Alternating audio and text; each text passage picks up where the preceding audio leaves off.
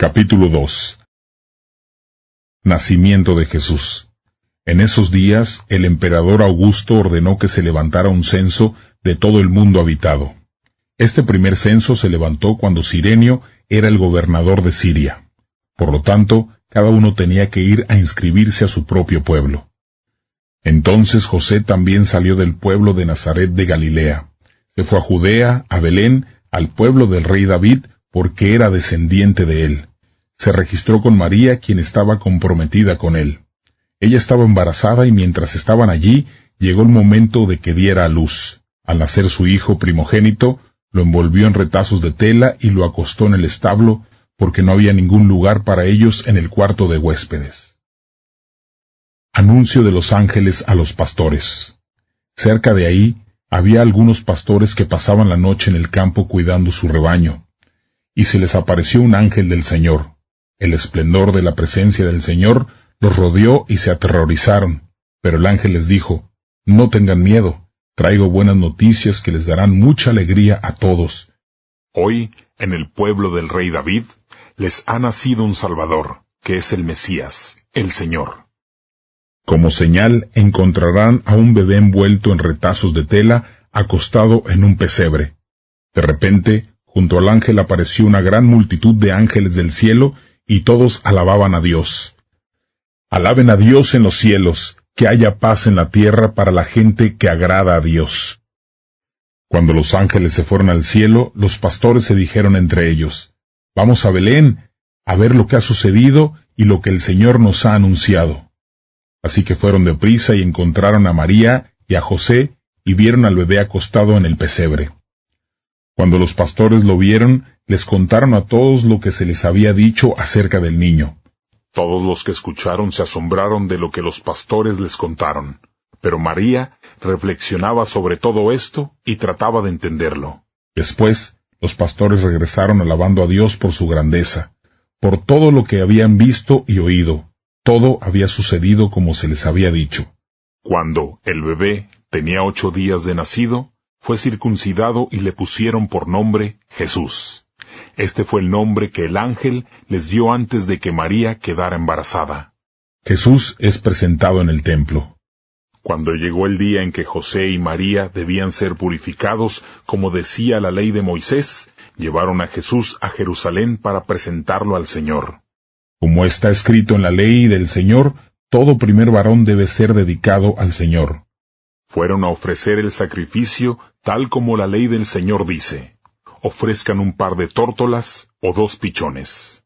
Había un hombre en Jerusalén que se llamaba Simeón. Dedicaba su vida a Dios y hacía su voluntad. Vivía esperando el tiempo en que Dios le trajera consuelo a Israel. El Espíritu Santo estaba con él y le había dado a conocer que no moriría sin haber visto al Mesías, a quien el Señor enviaría. El Espíritu hizo ir a Simeón al área del templo. Cuando María y José trajeron al niño Jesús al templo para cumplir la ley, Simeón tomó al niño en sus brazos y alabó a Dios. «Ahora, Señor, puedes dejar que tu siervo muera en paz, como lo prometiste. He visto con mis propios ojos cómo nos vas a salvar. Todas las naciones podrán ver ahora cuál es tu plan. Él será una luz que alumbrará a todas las naciones y traerá honor a tu pueblo Israel». Los padres de Jesús se asombraron por lo que Simeón decía sobre él. Entonces, Simeón les dio su bendición y le dijo a María, la mamá de Jesús: «Dios ha elegido este niño. Por él, en Israel, muchos caerán y muchos se levantarán. Él será una señal de Dios que muchos no aceptarán. Sacará a la luz las verdaderas intenciones de muchos, las cuales han estado secretas hasta ahora. También te hará sufrir como si te traspasara una espada».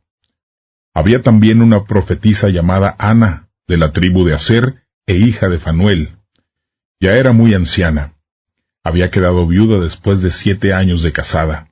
De ahí en adelante vivió sola hasta la edad de 84 años. No se alejaba nunca del área del templo. Alababa a Dios día y noche con oración y ayuno.